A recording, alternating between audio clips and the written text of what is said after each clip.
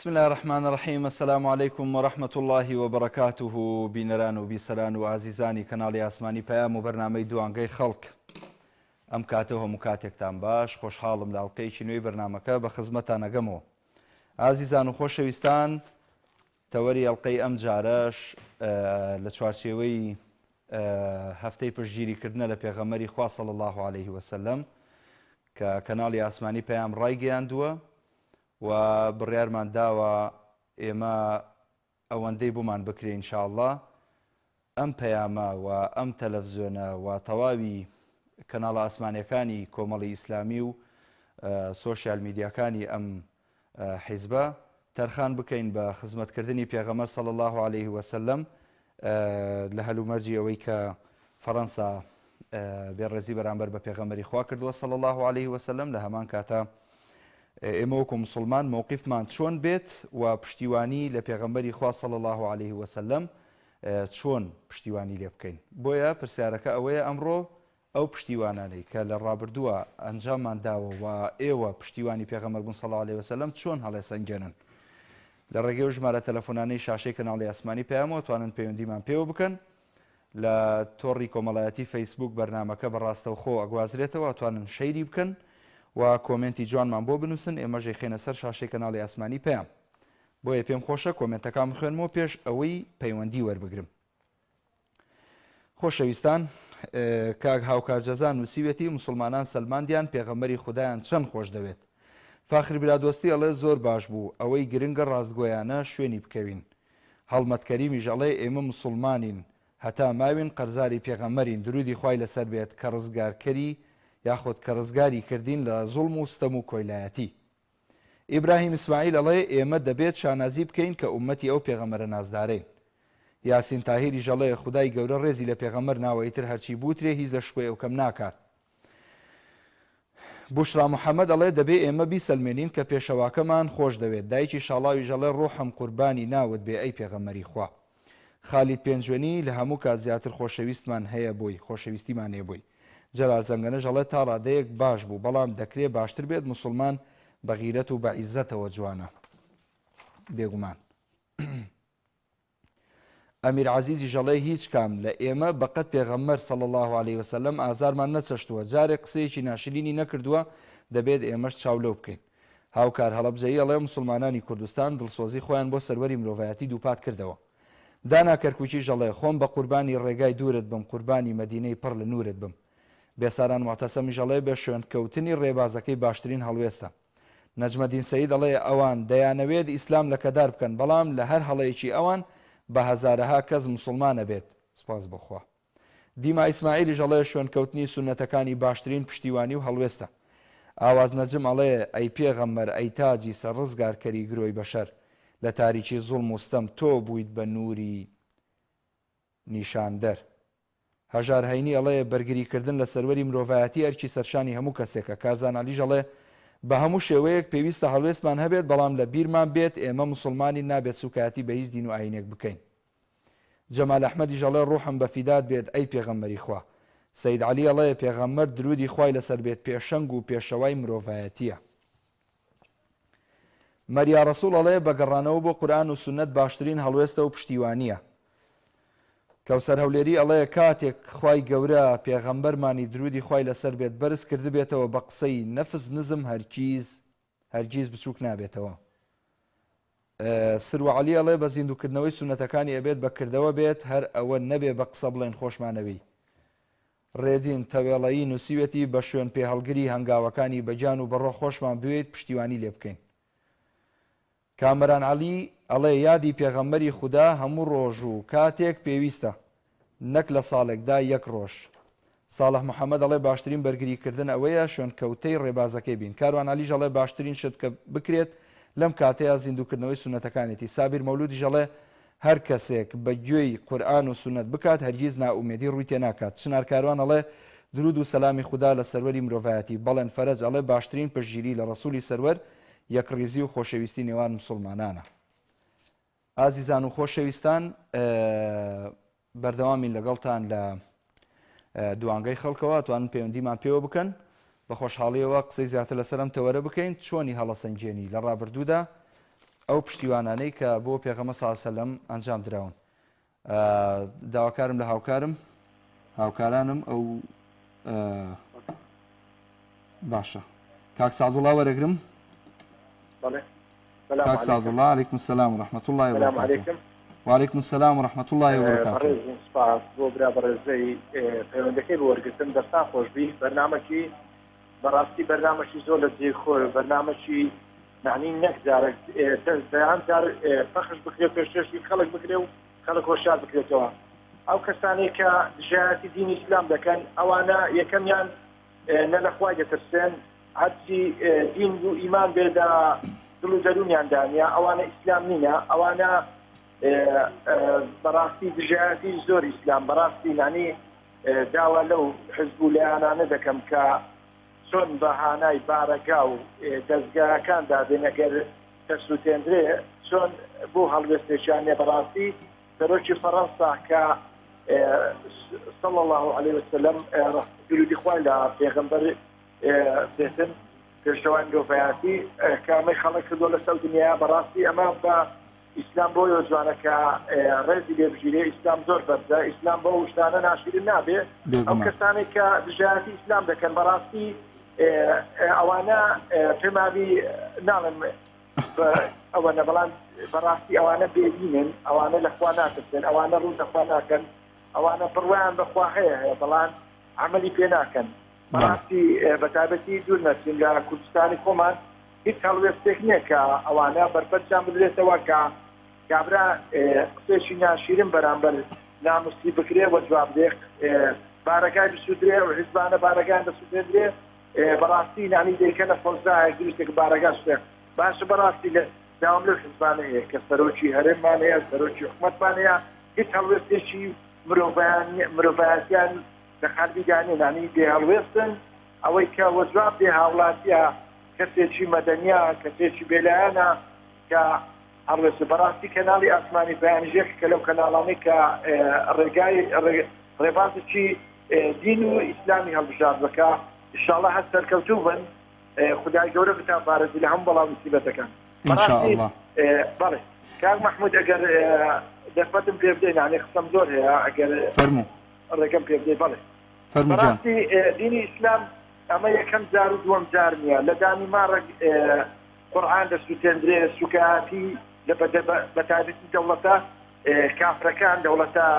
ئەوانە دژی ئیسلامن دوور نەچین کە ترکیاش زۆر دژی ئیسلام دەکات ئەو دەوڵەتانەی کە کافرن ئەو دەوڵەتانی ئاسیا دەوڵەتە ئەوروپیەکان بەتایبەتی یعنی زۆر وەکو دانیمارک سەرداران لەواسی دانیمارە سوکایەتی قورئان خوێندراوە سوکایەتی بەدین کراوە یعنی زۆر یەکەو جار دووەم جار نییە بەڕاستی یعنی شەرمەزاری بکرێت ئەوانە ڕیسوا بکرێن ئەوانەی کە دژایەتی دینی ئیسلام دەکەن دینی ئیسلام پێش هەموو شتێک دەبی دینی ئیسلامن لە هەموو کەس خۆشتر بوێت دینی ئیسلام دینێکی بەرزە لە لای خوای گەورەوە بەڕاستی دەبی ڕێزی لێ بگیرێ بەڕاستی دەبی زۆر بە خاوێنی و بە پاچە ڕابگیرێ ئەو کەسانەی کە دژایەتی دینی دەکەن معنی خوای گەورە لە ناویان بەری ئەو کەسانە بە قوڕیاندا بەریە خوارێ ئەو کەسانە بەڕاستی زۆر هەتا سەرێتکان ئەوانە نەفس نزمن بێدینن دژایەتی دین دەکەن دینێکی زۆر جوانە زۆر بەرزە خدای گەورە بتان پارێز زۆر سپاس زۆر سپاس کاک سعدوڵڵا دەست و چاوت خۆش بێت. سپاس براجان سپاس بۆ پەیوەندەکەت کە باوکی محەممەد وەرەگرم لە سلێمانی. محمود جان سلام علیکم. وعليكم السلام ورحمة الله وبركاته. باشی براشیدینەکەم. خاڵی ڕازی بە زۆر باشم باوکی محەممەد الحەمدولله. بەخێر ڕەحمەت و بەرەکەتی خوا سڵاوات لەسەر جاری حەزەتی ڕەسوڵ الله صلی الله علیه وسلم. سیدنا محەممەد وعلى آله وصحبه وسلم. وڵا کاک مەحموود دەستخۆشی بەرنامەکەت لێرەکەم بەڕاستی بەرنامەکەت بەرنامەکی زۆر جوانە و خی گەورە سەرکەوتووتان کە ئینشاءالله. خاڵی ڕازی بە باوکی محەممەد جان مەمنونی جەنابتم بە ئێوە جوانە براکەم. بەحەقەت ئەمە وەکو ئەم دەسەڵاتدارانەی ئێمە سەرمەزاریان بۆ بمێنێتەوە یعنی هیچ ناڕەزاییەک هیچ توانجێک هیچ شتێکیان لەسەر ئەم وەزعە نەبوو یعنی زۆر بەداخۆ زۆر بەداخۆ بۆ بەناو ئەو کەسانش کە موسڵمان خۆیان بە موسڵمان دەزانن کە ئەمانیان کردوە بە نوێنەری خۆیان بە حساب ئاوا دیفاع لە پێغەمبەریان قاسڵە ئێمە وەکو موسڵمان وەکو میلەتی کوڕ بە تایبەتی هەرێومان هەزاری پێغەمبەریانی صلی الله علیه وسلم بە خۆمان و بە باوک و دایکمان و بە ماڵ و عایلە و سەرۆک و سامانمان بە قوربانی ئەو ڕێگا بێت کە پێغەمبەرجانی پێغەمبەر صلی الله علیه وسلم عليه الصلاة والسلام بەس بەداخۆ بۆ کە ئەم کار بەدەستانیتی خەڵک یعنی خەڵک سپاس بخوا کۆمەڵ شتی بۆ ڕوون بوو ئەمانە کە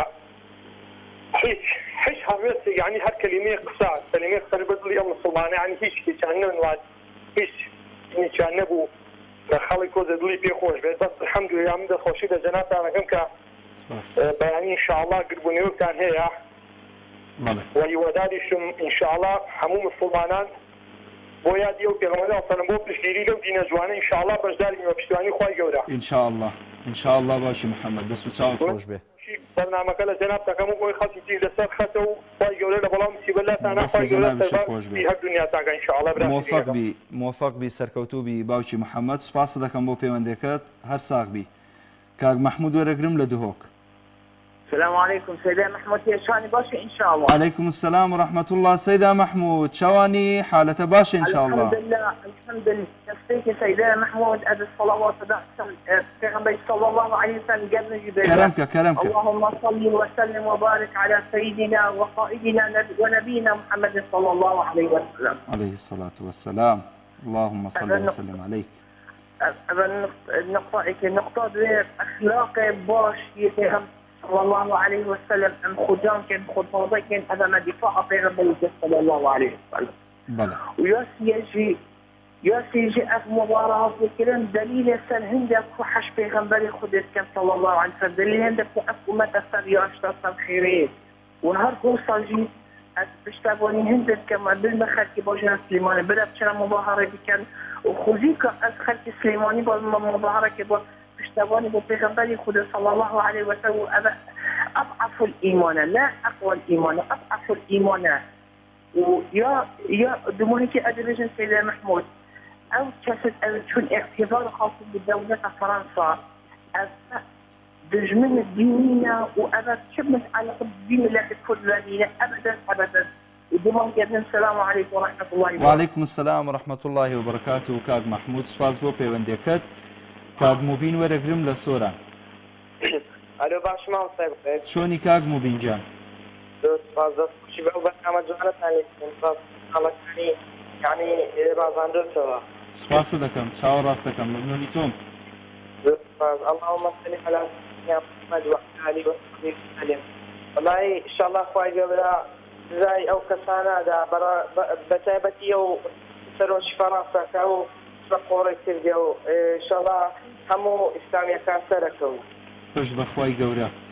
ئینشاءالله پەرلەمانەکەین ئەو پشتگیری ڕەت بکەنەوە چونکە بە نوێنەری هەموو خەڵکیان ئەو قسە کردێ بەڕاستی. بەڵێ کاک موبین ئێستا لە سۆران یعنی خەڵکی پاڵپشتی ئەەکەن و پشتیوانی لە پێغەمبەر و لە دینی جوانی ئیسلامەکەن صلی الله عليه وسلم لە پێغەمبەری عزیزمان. بەڵێ وەڵی دڵنیام هەموو هەموو شاران پشتگیری لە پێغەمبەری خواکە صلی الله عليه وسلم هەروە داواشم وایە سبەینێ خۆپێشاندانە گەورەکە لە سلێمانی لەبەردەم کە بەڕێزەکەی خەڵکێکی زۆر بێ. وەڵای ئینشاءالله داواکارین هەر کەسێک گوێ لە دەنگمانە ئێستا بینەرمانە خۆی بە ئەندامێکی ئەم ئیسلامە جوانە ئازانێ و خۆی بە پیاوی محەممەد المستەفا ئازانێ صلی الله عليه وسلم خۆی بە خۆشەویستی ئەو زاتە مبارەکە ئازانێ سبەینێ لە خزمەتیان لە بەردەم کەناڵی ئاسمانی پەیام بە چەندین بابەت و بڕگەی هەمەجۆر و جوان و پڕاوپڕ لە محبەت و خۆشەویستی دەربڕین بۆ سەروەرمان صلی الله عليه وسلم لێرە ئامادە بێ خێنە سەر و سەرچاومان. هەر شتێک پشتگیری بکاتدا دینی ئیسلام بەڕاستی خوای گەورە ئەو کەسانە بەرز دەکاتەوە. بێگومان دەست و چاوی تۆش خۆش بێ کاک موبین زۆر سوپاس دەکەم بۆ پەیوەندەکەت هیوای سەرکەوتنت بۆ خوازم. کاکدارە؟ بەڵێ کاکدارە لە عربەتەوە لە خزمەتای. کاک محەممەد جان سەلام عەلەیکوم. وعەلەیکە السەلام ورحمەت الله کاکدارە جان. برای باوکم لە دێرتەمانەوە ئەم قورئانی پیرۆزە کە هاتووەتە خوارەوە بۆ بەشەریەت بەڵێ خوای تەبارەکە وتەعالا پارێزگاری لە هەموو ئەنبیاکانەکە لە هەردوو قیبلەکەکە پارێزگاری لەو کەسانەیە کە ڕێگاکە یەگرن ئەگەر من بەگەر تۆ بێگەر هەچ کەسێ بێ بەڵام من حەزەکەم نمونەیە بم بەگوێ جەنابتا لە ڕێ جەنابتەوە بۆ خەڵکە برای باوکم ئەو درەختە کە سێو هەنار مۆز هەر بەرێک گوێز بەڕووکەی گرێت لە ژێر ئەم دارا ڕەکەیە ڕەجی ئەم میلەتەی ئێمە شێواوە پێکاتەکەی هەڵناچینێ بۆ سەرۆبەرەکە گرێ غەڵەتەکان زۆرە بۆ نمونە من نمونێ گێنمەوە 50,000 بە نرخەیە خوای گەورە تاوان خوای گەورە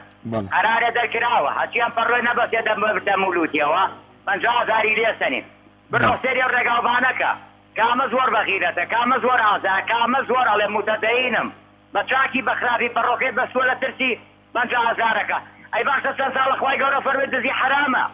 درۆ نەکەن منافق نەبن دووڕوو نەبن سوو نەخۆن جاسوسی نەکەن فیتنەی نەکەن بۆ بە قسەی ناکەم بە قسەی عەبدێگەکە ئەمە نوقتەیە ئەمە غەڵەتەکەی لە ڕێگەکەەوە کە ئێستا میلەتاوەتی کەوتو ئەمە یەک دوو ئێمە حەز بەڵێ فەرموو بەردەوام بە دوو ئێمە حەز لە چی خواردنێکەکەین کۆنتڕۆڵەکەی لە ناوسکمانایە ئەوەی کە ئێمە نیە لە پاش و پێش جا بێتەوانێ لە مرافق ئەمە ئیرادەی خوای گەورەیە لەمەوە چمە سەر خێزان ئافرەتێک کە مارەکرێ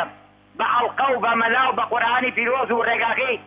قوتابخانەکەی پێغەمبەری ئیسلام سەلامی خوای گەورەی لەسەر بێت لەگەڵ هەموو ئەهلی بەهەشت ئەم ئافرەتە کە مارەکرێ لەم پیاوە ئەبێ مەلاکە پێی بڵێ ئەبێ باوکی پێی بڵێ دایکی پێی بڵێ نەبێ ئەم سەلامە ئەبێ بزانێ ئەم ئافرەتە کە حەڵاڵی خۆیەتی وای تەبارەک وەتەعالا فەرمێ ژنەکانتان شەهەواتی ئێوەن ئێوەش بچنە لایەن نەوەی باش خوێنەوە نەوەی باش بخەنەوە نەوەی باش بەکوێوە بێ غیری ئەبێت چیتە لای تو ئاوقوبۆڵیە ئێمە ڕابردوێتەوە ئامادەاتوە ئەگینا کابرایە سەیدی عالەمی کردووە بە کاریکاتێر باسیر خوا ژوورنالەیە ئێمە غەڵەتمان کرد و ئامە قوڵا بێ مەفهومی قسەکەم ئەگاتە جێی خۆی خەڵق خۆی لێگێل نەکا برای باوکم تۆ قەڵەمێکە بێ مەرەکە بیتیانە بێ نانووسێ دوعاکەی ئێمە ناگا پەیوەندێکە کاکە حەمەجان حاجی جان تۆ لە منە چاک برای باوکی من ئەسەر ڕەقەمەکەی تۆ لای منە هیچ پێیان ناڵێمی شەخسی خۆت هەر ژمارەی غەڵەت بێت بۆ شوێنێتر نوێژ و زەکات و حەج و سەرفیزرە و تەقواکانی ڕێبازەکەی پێغەمبەری ئیسلام کە لە قورئانەوە دەریهێناوە یەک غەڵەتر هەبێ ئەو ژمارەیە خوای تەبارەک وەتەعالا وەکو ئەو ژمارەیە ڕەدیەکاتەوە ئێمە خۆمان غەڵەتین کابرا خانەیەکی دروست کردووە کەس نازانێت پارەکەی لەکوێناوە نووسێتی هازا من فەضل ڕەبی وەڵای وانییە ئەمە یەک دوو کابرا سارێکی بێ لێ وتێ بسم الله الرحمن الرحیم الله یا محەممەد جەلە جەلالەهو سەلامی خوای گەورەی لەسەر بێ لای ئاوێنەکەەوە هەڵی واسیوە تەماشاکەی وارەچی بۆ شتی خراپ ئەی ئەمانە وردەکاری هەیە لە ڕەگەوە هەڵ نەکرێ لەمە خراپترمان لێ دەیخوا حافیز دەست خۆش بێ و خوا لەگەڵ بێ کاکە دارەگیان نازەنین خان وەرەگرم لە شاری هەولێرەوە. السلام عليكم. وعليكم السلام ورحمة الله وبركاته. سەرەتا بەناوی خوای گەورە دەست بە گفتوگۆیەکانمان دەکەن بخۆ سەلیستیمەیە بۆ سپاسی تیڤی پەیام و بۆ سەرجەم بیستەرانی بۆ سەرجەم مسلمانانی خۆشەویست و صلواتك لديار حضرة رسول الله صلى الله عليه وسلم. اللهم صل على سيدنا محمد وعلى آل سيدنا محمد. اللهم صل على حبيبنا محمد وعلى آل حبيبنا محمد. صل على شفيعنا محمد وعلى آل شفيعنا محمد. سرتا تجيري خوم بهم الشوازب بحضرة رسول الله دبرم بدايكم وباوكم وببراكان وبأولادكم وبحيل حشيرة قوم قيلما بقربان خاتي برفي حضرة رسول الله وهذا خوشي لهم مسلمان عندكم كهاوسو بربريوة إما بدو بجان قرزاري أو پیغمبر نازدارين كخوشيستي بهيت كسر لقدري أو پیغمبر كم نابتوا وماكروني سوكت ماكرون بخوي كم وملحيدة ولا معقول كد كاريكاتير درس بكانا معقول كد وحد نبيتن السري دايلة برد نا معقول كد وخواي قولة إيشاء الله رسوان زكاتن يا ربي خواي بخات زلال خود بخاطر اسمي أحزمك أحدتي كافر وملحد من رسول الله يا حمي زريانك هل بك حمي رامالي إن شاء الله خواهي قورا رسوانك إن شاء الله هر أو دين الزوانا سركوتو دبيت بفستيواني خواهي قورا دوبارة قليم خاتي بربيتم يا رسول الله صلى الله عليه وسلم وأو كسانتك بحسن أندام برلمانك تن سرداني كنت لفرصة كنت أو أن حاسن ولي بناي كنت قسانك دنياني إيمانين آليني برزون لكان إخوان وإماكو خمسي كردستان ردستان سهم عليها كدنياني إيمانية بەڵێ دەست خۆش سپاس دەکەم نازەنی خان کاربژی سپاس بۆ پەیوەندیەکەت سەرکەوتوو بی ئینشاءالله کاک جەوهەر وەرەگرم لە شاری سلێمانی السلام عليكم. وعليك السلام ورحمة الله. خوشو بنام کاک محمودی بەڕێز مامۆستای بەڕێز سپاس دەکەم قوربان خۆت بەڕێزی خۆشەویستی نوری چاومانی تۆش عزیزی منی برا گەورەکەم خوا ڕێزی خۆشەویستی بە دڵ و بەجان بە هەموو شتێک بە قوربانت بم شیوانی لەو خۆشەویستەمانەکەین مەمنونی جەنابتم فەرموو هاتنەوەی ئیسلام و گەڕایەوە هاتەوە دێتەوە ئینشەڵڵا بەری ڕۆژ بە بێژنگ ناگیرێ پشت بە خوای گەورە بەری ڕۆژ بە بێژنگ ناگیرێ بەڵێ ئەوانەی کە پیان ناخۆشە چاویان شوێ بە ئیسلام دێتەوە ئینشەڵڵا پشت بەخوا پشت بەخوای گەورە مسلمانان کەونە خۆ لە هەر شوێنێ پشتیوانی لە پێغەمبەر کاتان با کۆبینەوە جەمع بین صلی الله عليه وسلم لە پێناوی خوا فرسەتە ئەوانەی پیان ناخۆشە باش شوێر بن بەڵێ قوربان ئەوانەی پیان ناخۆشە باش شوێر بن ئینشەڵڵا هەروە بێ پشت بەخوای گەورە ئینشەڵڵا سوێن هەمان ئامادەین بە ماڵ و منداڵ و خێزانەوە خوا خێرە بنووسە یا ڕەبی خوای گەورە سەرکەوتووتان کات بەرەکەت خاتە ئیشکارەکانتان خوا پاداشتە باتەوە کاک دەستخۆشی بەرنامەکەتان لێ یەکەم سەرکەوتوو بن ئینشەڵڵا هەر سەرکەوتن وە دینی ئیسلامە پێغەمبەر صلی الله علیه وسلم بەوانە ناشرین نابێ هەر دەگەشێتەوە گوڵە ئەرە وەڵا سەرکەوتوو بن ئینشەڵڵا دەست و چاوت خۆش بێ کاک جەوەرگیان زۆر سپاس دەکەم عزیزی منی کاک جەوەرگیان خوا لێ ڕازی بێ ئەزیزەکەم هۆنیا خان وەرەگرم لە شاری هەولێر ألو بەڵێ هۆنیا خان السلام عليكم وعليكم السلام ورحمة الله وبركاته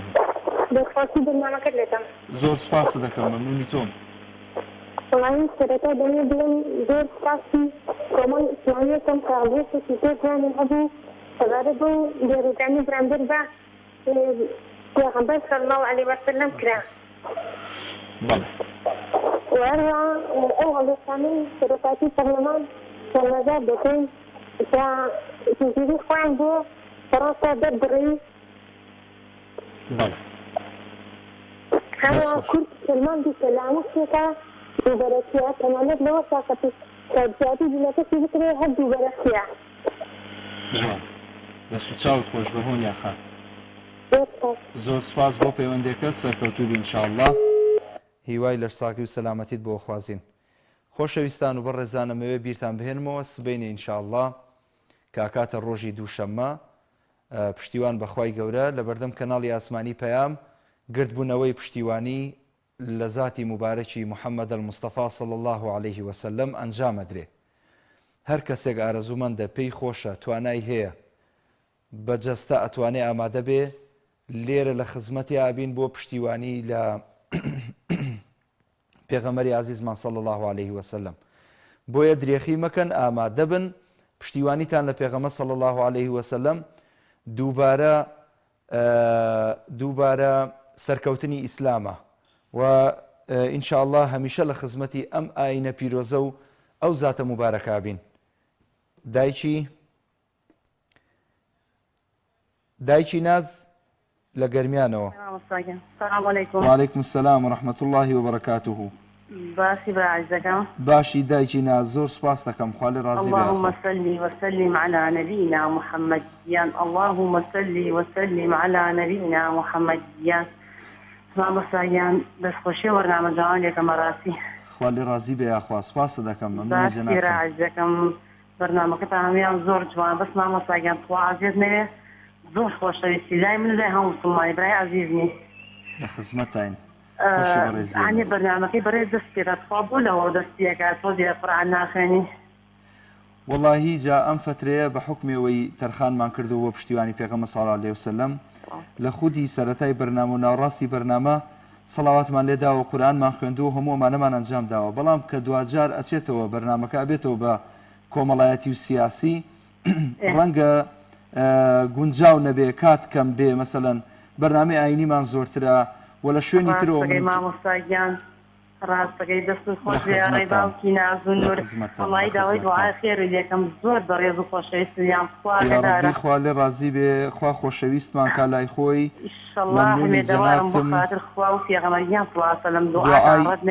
دوعای خێرمان بۆ بکە لە دوعای خێر بێ بەشمان بکەوە ئەوە سەنجی مەحەکە مامۆستایان زۆر دەرن و ناساغە دوو لە ڕوەڕاستی خۆی گەورە ڕەحم کە ئینشاءالله داوای دوعای خێری لێکم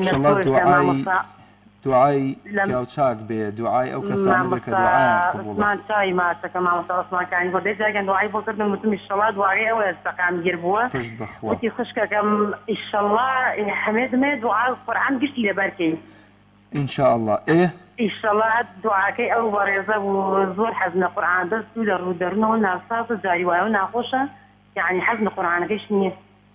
ئینشاءالله کە خۆی گەورە شیفات بدە و بەردەوام بن لەسەر خوێندنی قورئان و جێگرتنە قورئان دەست و چاوت خۆش بێ سوپاس دەکەم دایکی ناز بۆ پەیوەندیەکەت هەر ساغ بێ ئینشاءالله خوشی بەڕێزی ئەمەی کاگڕێبوار وەرەگرم لە شارە زۆر السلام عليكم وعليك السلام ورحمة الله كاغريبوار جان ماشي جزاكم الله صلى على سيدنا محمد وعلى آل سيدنا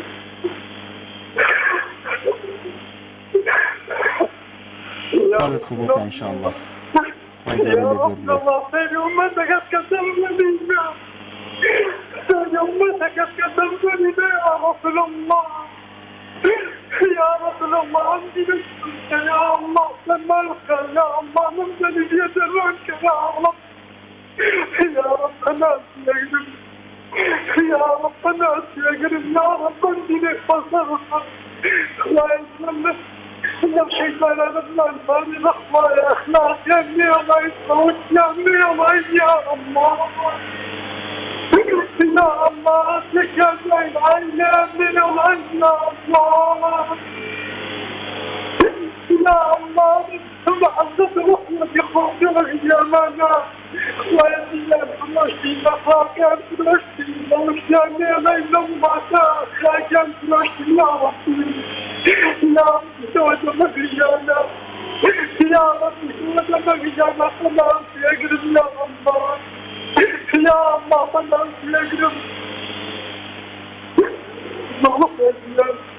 دعوة سلام الله يقول الله يقول نصبت بنفسك تنتي عشان سلام الله يا رب إخوان كرانا يا رب الإسلامي أنا يا رب إخوان الجاسم بداية يا الإسلامي أنا بداية كرشن كرويتي أمزين أمزون وأمي جسا نعم صايدين وخطاء كان أمام الساعة نزمنا يستاذون نخير عنك يا رب السلام خالد رازي بك كاغريبوار جان خالد رازي بك لك رسول الله راح السلام التخمار وعليك يدك بعد الصلاة بعد الصلاة المخوة لم يجد فقير وجانا لم يجد خالد قبول كاغريبوار جان دەست و چاوت خۆش بێ يا ربي خواطر بسانك يا ربي خواطر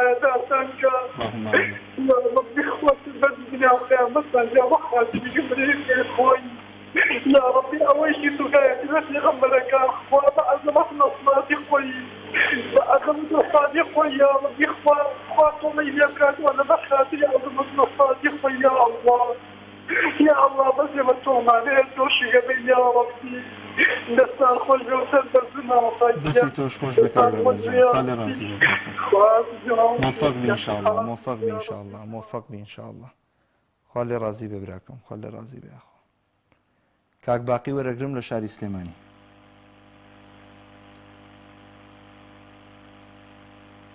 كاك باقي. الو ماما صديق السلام عليكم. وعليك السلام ورحمة الله وبركاته. كاك باقي جان. باشا ماما صديق. چاوی ڕاستم الحەمدولillah تۆ چۆنی؟ گوێ لە سەوت مەگرە. بەڵێ گوێم لە سەوتە لە تەلەفۆنەوە گوێم لێ بگرێت تۆش بە باشی گوێ لەم نەبێت. هەزار جار سەڵاوات لە دیداری محەممەد. لە تەلەفۆنەکەەوە گوێم لێ بگرێت لە خزمەتام ئاوا باشترە. مامۆستاژیان ئێمە بۆ یادە پیرۆزە حەچی بکەین کەمە. بێگومان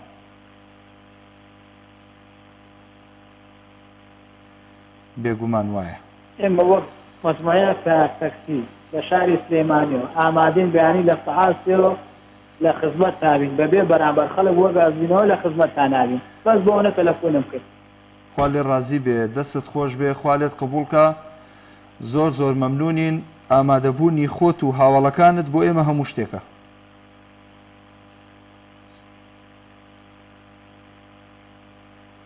وەڵا بەس بۆ تەلەفۆنم کەوتم حەز گواستنەوە شتێ بێمەوە کەسەکان بە خۆڕایی ئامادەن. تاوانی کەس هەر کردومانە ئەم ساڵی حەزمانکەین بەشداری بکەین. خوا پاداشتە باتەوە ئینشاءالله. سوپاسی جەناب دەکەین. ئینشاءالله کە خوا خێرت دەنووسێ. ئینشاءالله کە خوای گەورە ئەوە بخاتە سەر دەفتەری چاکەکانت. دەست و چاوت خۆش بێ کاک باقی گیان. خوا لێ ڕازی بێ براکەم. موفق بی کاکە باقی گیان. خوا گەیبێ بۆ دایکم کە. ئینشاءالله دوعای چاکان بێ چاوە ڕاستەکەم. محفوظ بی و ئینشاءالله خوای گەورە لە هەموو لای خۆش بێت. دەست خۆش بێ و خوا لەگەڵ بێ. پەیوەندیشتر وەرەگرم. وەستا فەرهاد لە هەولێرەوە. السلام عليكم كاكي إبراهيم جان. وعليكم السلام ورحمة الله وبركاته. كاك وستا فرهاد جان. بس خوشي أو برنامج جوان أو برنامج بس بتخاني دكم. خوالي رازي بي. بس من دامي قيام ماز دكم. خوالي رازي بي إن شاء الله. اللهم صل على سيدنا محمد وعلى آله محمد. صل على سيدنا محمد وآله وصحبه وسلم. فرموا وستا فرهاد جان لخدمتك. ولا وكو موقف وكو هلويس وكو براسي من الشرم دكم بلين مسلمانين دبر وهيد موقفك وهيد هلويسك وهيد اشتيقني مناو او من تابع عيسى هم مسلمان وستانه وتفين زي مسلمانات براسي حقا همو برجين نار زاده وهمو حقا نار زايد البرين يتداوانا بل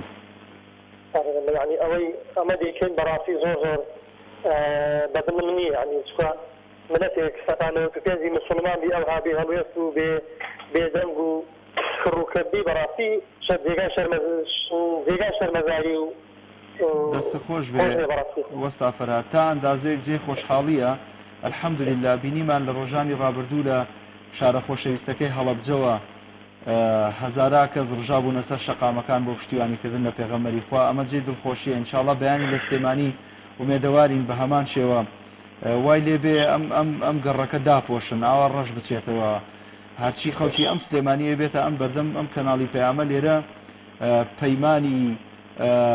بەندایەتی بۆ خوا بۆ پێغەمبەر صلی الله علیه وسلم خۆشەویستی پێغەمبەر صلی الله علیه وسلم دووبارە بکەنەوە لێرەوە پەیمان بدەنەوە کە جارێکی تر ئێمە پەیڕەوانی ئەم ئاینە پیرۆزە هیچ کاتێک پشت لە پێغەمبەرەکەمان ناکەین صلی الله علیه وسلم. ئەوە لە هەمووی گرنگترە.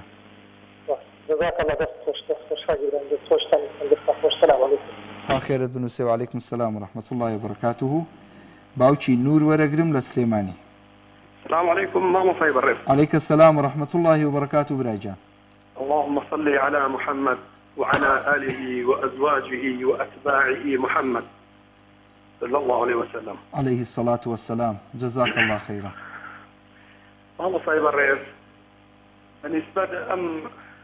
وضعنا على باركة مسلمانان عواتي كوتون براسي زليلي مسلمانان للراسية. بلى. الجينا ما كرونيكو كابرای هەورامی بەخوا فەرقی نییە مامۆستای بەڕێز. بەڵێ بۆ خوایە کە نیەتیانێکێکە بەو خوایە لە نیەتی لە ئیسلامە لە عەقیدەی ئینسان عەقیدەی پاکە چۆن بە خوایە فەرقی نییە. بەڵێ جائیتر بۆ بگەینە فەڕەنسا بۆ بگەینە ئەوروپا ئەم سەرگەردانانەی لای خۆمان یعنی پێغەمبەرێک صلی الله عليه وسلم ڕەحمەتەن للعالەمین بێ پێغەمبەرێک بۆ کافر و بۆ مسلمان خوای گەورە ناردوێتی ڕەحمەتەن للعالەمینە سەرگەردانێکی وەکو بە ئەوە ناوی خەڵک نێنین بە هەر حاڵ بەس ئەوە ئەڵێم لە خزمەت پێغەمبەری خوا صلی الله علیه وسلم لە ڕۆژی مەحشەرە ئەبێت چەند ملیار خەڵک خوای گەورە زینوم کاتەوە. بەڵێ لە شانی پێغەمبەران ئینشەڵڵا کەم ناکەینەوە لەلای ئێمە هەمان یەک ڕێزیان هەیە و یەک حورمەتیان هەیە. بەڵێ بەس یەک پیاوم پێڵێ لە قیامەتا کە هەڵسێ ڕووی بێ لخدمت خوای گەورە داوای شەفاعەت و داوای محشەری ئەو خەڵکەکە بۆ ئەم هەموو تاوانکار و گونەهبارە بۆ ئەم هەموو بەناو مسلمان کاک محموی بەڕێز کاک محموی بەڕێز ئەو خەڵکە والله وبالله وتالله والله هەنێکی نوێژ والله خۆ نوێژ ئیسلام بریتی نییە لە نوێژ مامۆسای بەڕێز بەڵێ بڕۆ سیر کە سەفی پێشەوە بە قورعان ئیقامە حوجان کە لە نەوە پێنجان دەرناچن بۆ ئاگای لێ مامۆسای بەڕێز یعنی ئەو خەڵکە تێکەوتووە کەوتۆتە جێژاوێکەوە نازانێ خۆشی بۆ کوێ ئەچێ نازانێ ڕوو لە کوێ ئەکا یا خۆی جێل کردووە مامۆسای بەڕێز بەداخەوە حەیف بۆ مسلمانان بەداخەوە زۆر حەیف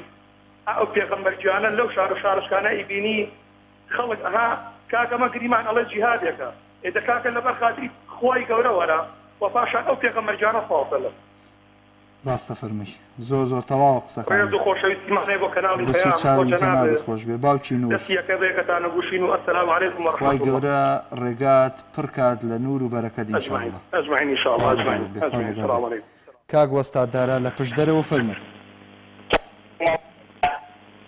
كاك وستادار صل على محمد وعلى آل محمد صلوات لديدار محمد وآله وصحبه وسلم أو تعتنوا داي في شركة بيان السرور باطري كشامة في محمد صلى الله عليه وسلم صلى الله عليه وسلم صلاة وسلام لبيغمبري أتاب قيامة برشة السري أكس خلقري بيامي توبي أبي قولي نادى سري توبي كون شادري رقاي رناشي أي بيغمبري تراي رناشي بيام ترونا وقما قشوي مجدلة تطيش وين الذكري بيامي تويا يا إخوة فلسطين حاسة لكم دولة بالفلسطين أتوقع وني حوزي كوسري أي بشواكم دايم صوري إيه مش خلقري رباض وريتين كرباني توزي ريبتيتين صلى الله عليه وسلم خلقري مستفين نابن بس بوش من يدين السلام عليكم ورحمة الله وبركاته وعليك السلام ورحمة الله وبركاته كاك وستادارا جزاك الله خيرا دسو تساوت خوش به كاك سامان السليماني وفرم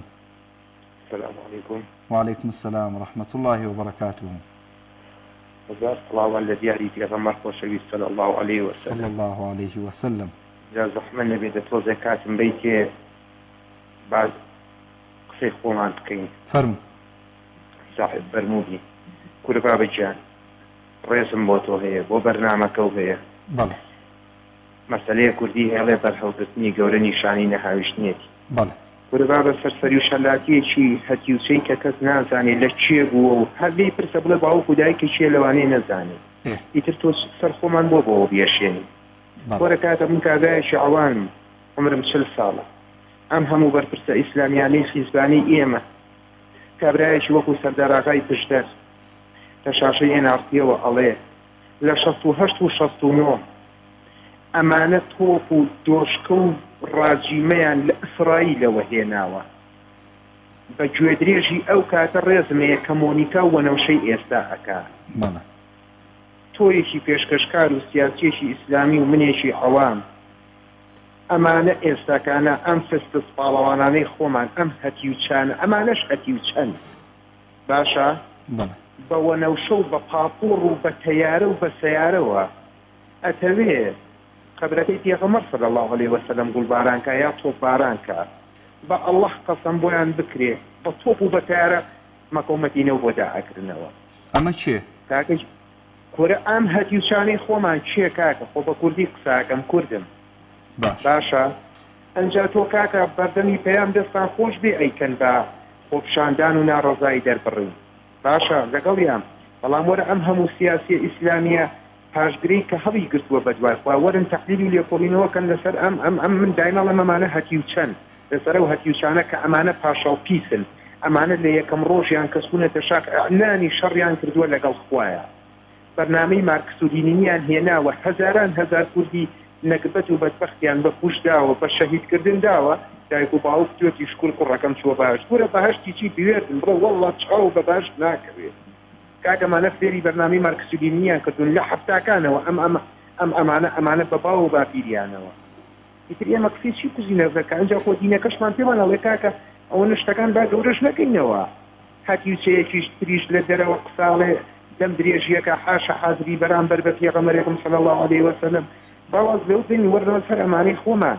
ئەمانە وا بڕوا قەسەم بە گەورەی خوا ئەگەر دیێنن ئیجازە بدەن بە مزگەوتی ئیجازە بە 4 مەلهادەندیکەنەوە ئەمانە بەرنامەیان بۆ داڕژراوە ئەمانە بە بەرنامە ئیشەکەن بۆیە دەرگای مزگەوتەکانی ژەنە داناخەن بە سەڵاحەت پێ بڵن ئەو خەڵکیان وا لێ کردووە وەک ڕۆبۆ دەچێتە ناو مزگەوتەکە وەک بێتە دەرەوە ئەچێتە ژوورەوە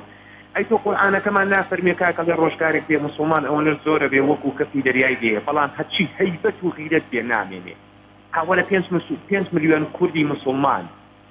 کاکە چواریان مەلعون ئەی کو ئەو ملیۆنە بەخیرێتە بە منیشەوە نەک هەر بە باسی تۆ ناکەم کەس ناکەم ئەی کو ئەو خیرێتە لێ شوایە کاکە تا بە وەڵای بە بەرنامە نابێ بە فەیسبوک و ئەنتەرنێتەوە نابێت تۆ دانیشین من دانیشم بزوونکەمە سەر هەتیوچەیەکی دەرەوە ئەم هەتیوچانەی خۆمان ئەمانە کاکە گە خیرەتم نەبێ من بەرامبەر بەمەی خۆم لەکوێ دەڕەقەتی ئەوەی دەرەوە دێن من پێم خۆشە بەیانی کە ئەواتێ ئەو سیاسەتمەدارە ئیسلامیانەی کە دائەنیشن تەحلیلی سیاسیم بۆ وەکا بەرامبەر بە هەتیوچەیەکی ئەوروپی وڵاتێکی مەلعون و کافرستان بێنێ بەڵێ لەسەر ئەمانەی خۆمان ئاشنام کاپی کاکە ئێمە دۆڕاین باو باپیری ئەمەیان کرد بەستەریان کرد بە خوڕا بە بەرنامەی مارکس و دینینی باشە بڵێ وەرە گەنجەکان ئێستا ئێوە کە زوون دوای ئەمانە مەکەون ئەمانە بەرنامە هەڵگری ئەوروپین کە دژ بەخوا دژ بە بەدین بە بەها ئەخلاقی کۆمەڵایەتەکان ئەوەی خوا پێی ناخۆش بێ لەسەر عەرزی خوایەکەن وەڵڵاهی وەبیللهی سوێنە خۆم ئەوەی سەداقتێن بە فەو زاڵمی خۆیەوە دژایەتی بەرامبەر بەخوا کردی ئەمانە تەواویان کرد لەو زیاتریان کرد ئەو سەدامە بە مجریمی خۆی ئەوەی نەکرد کاکە شینکردێکم لەسەر ئەمان پاشەڵی ئەمانە بۆ ڕوونکەرەوە خەنا خۆ منیش کوردیەکەم بێدەسەڵاتم بەقەدەر بەڕێزی هەستم هەیە کە ئەمە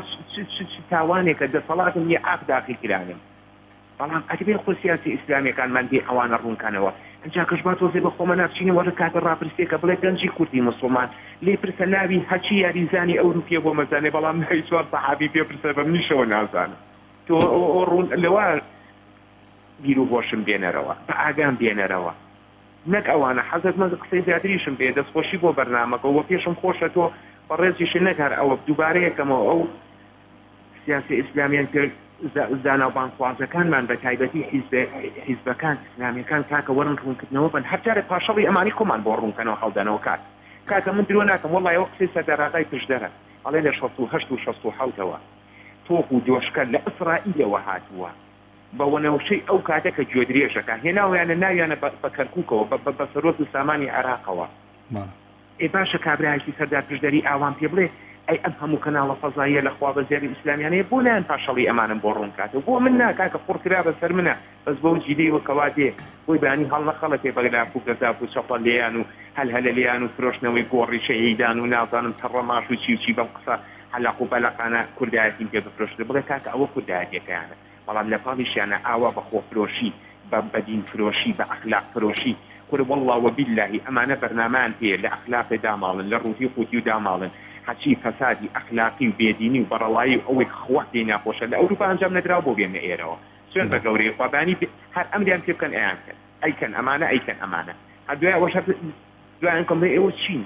کاتێ ئێمە موسڵمانێکمان هەڵگرتووە بەس بە میلیمێکی موسڵمانی بەناو هەڵمان گرتووە کردەوەمان کووە عەمەدمان کووە دەستخۆشی بەرنامەکە سامان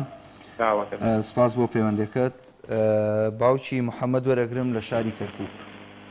السلام عليكم ورحمة الله وبركاته. وعليك السلام ورحمة الله وبركاته. اللهم صل على محمد وعلى آل محمد كما صليت على إبراهيم وعلى آل إبراهيم إنك حميد مجيد. اللهم بارك على محمد وعلى آل محمد كما باركت على إبراهيم وعلى آل إبراهيم في العالمين إنك حميد مجيد. دەست خۆش باوکی محەممەد جان. مامۆستا محمود گیان ڕێز و سەڵاوم بۆ خۆت و بەرنامەکەت و ئەوانەی وا بەرزداریان کردووە. خوا لێ ڕازی بێ باوکی محەممەد زۆر مەمنونی جەنابتین. بەرەی باپیرەی من وا بزانم 23 خێزانین بەرەی باپیرە گەورم 23 هەر خێزانێک محەممەدێکمان تایە. ماشاءالله ماشاءالله. ماشاءالله إن شاء الله.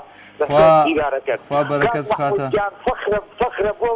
فخر بۆ من حتى من مامۆسای سەرەتاییم کە ناوی محەممەد ئێستا یەکەم ناوە لە جیهانە. دەست و چاوت خۆش بێ. بەڵێ. یەکەم ناوە لە جیهانە. با پارچە شعرێکی ئەحمەدی کوردنی کورتەیە کردەوە بۆ بخێنم ئەڵێ یا رەسوڵ الله دەناڵم دەم بەدەم شام و سەحەر جارێک ناپرسی لە حاڵم چاو لە قاپی خۆش خەبەر چاو لە قاپی ماجەمالی دژمنی کوفر و بەرالی نوری سری لایەزادی کاشفی شەق القەمەر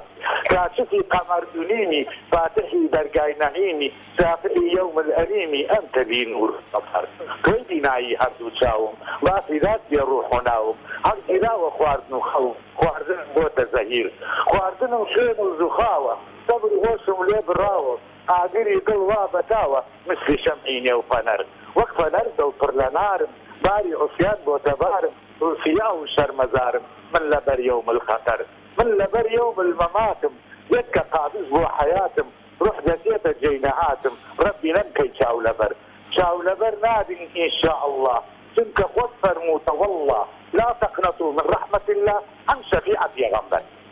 شفيعتي وكو محمد هذه طبعا يمد إليها كاك محمود هذه حديثة كانت پیغمبر صلى الله عليه وسلم ودير القيم پیغمبر كاتيك فرسياري لي أكن لسر كساني أواني كأشنا جهنم وأواني كأشنا جنة لباسي حضرت موسى عيسى عليهم وعلى نبينا الصلاة والسلام باس أكاد أمتي مساعدة حتى يكفر قوى أمتي إسادة أبقى فرقة أفعل فأما أمة محمد صلى الله عليه وسلم ف73 فرقة فرقة في الجنة و72 في النار مسلمانان دنيا دي كان خاتم إخوة حديث كان في غنبر بتواضي بخنوا مسلمانان دنيا دي كان خاتم في غنبر بقولي إخوة أجر صلوات بديدار في غنبر أميني أجر في غنبر تخوتوا مالو من قالوا دايكو باوكم بقرباني دي خومو مالو من قالوا خيزان محرموا بقرباني دي أجر خوشويتي في غنبر ما لدل حمو ما نرسل والله من حقم بماكرونة وانية من خوشويتي محمد نجيوش مسلمانا بكا إخواتان دي أكم خوشويتي في غنبر صلى الله عليه وسلم دلت أنا بسلسيانا هو إذا عاوي كوسر بخونا الروجيك كفنجا 1000 صوت لبرخور رأوتي روجيك يوم مقداره 50,000 سنة 50,000 سنة مكاك محمود جان في غنبر كاكا كذا كادت الشفاعة رب العزة لا رب العالمين جاء يا مي مسلمان يسوي كزواريكم عن ترجيم الأرض هذا اللي جوي جاية خوتين تناهوا عن بو فارو جرفانا هو تلفزيون وبوش قصر وقصور وتياري جوانا نخير نخوح أوداد مع النادات والله تاكو نقرين ولا إخوة تاكو نقرين وبري بازك في غم محمد المصطفى باشي محمد لو الجيان من قرية خراب الأبيض لو أنا حموات الأبينين لحو باشي محمد موجنية فارنية محبونية بونية زكاة دانية أكحس كاتك زكاة دان نما خوار رحمتي خوي لعاسمانە کاریش هەڵەگرێ بارانیش نابارێت دەستت خۆش بێ باوکی محەممەد گیان زۆر مەمنون قسەکانە زۆر جوان بوون کاتم نەما زۆر داوای لێبوردنەکەم سوپاسی جەناب دەکەم موفق بی ئینشاءالله ئاخیر پەیوەندی وەرەگرم کاک سەرخێڵ بە کورتی مەمنونم کاک سەرخێڵ گیان سلام علیکم عەلەیکە سەلام کاک سەرخێڵ گیان زۆر سوپاس دەکەم یەک دەقە کاتم ماوە لە خزمەتتان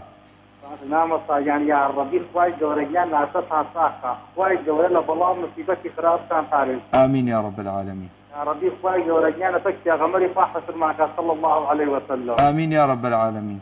ئەوە پرسیارەکەمە عاد تەفسیرێ بۆ نامەساگیان خەڵی ڕازی بێ و زۆر مەمنونین کاک سەرخێڵ گیان اللهم آمین یا رب العالمین نامەساگیان پاس لەگەڵ موفق بی براکەم زۆر سپاس بۆ پەیوەندیەکەت بینەرانی بەڕێز و خۆشەویست دوانگەی خەڵکتان پێشکەش کرا بیرتان نەچێ بەیانی بۆ پشتیوانیکردن لە پێغەمبەری عەزیزمان صلی الله عليه وسلم کاژمێر 3 عەسر لە بەردەم کەناڵی ئاسمانی پەیام گردبوونەوەیەکی جەماوەری هەیە بە چەندین بڕگە و بابەتی جیاواز و هەمەجۆر و هونەری و شعری لە خزمەتانە ئەبین هیوادارین ئامادە بن بۆ پشتیوانیکردن لە پێغەمبەری عەزیزمان صلی الله عليه وسلم سپاس بۆ هاوکارانم خواتان لەگەڵ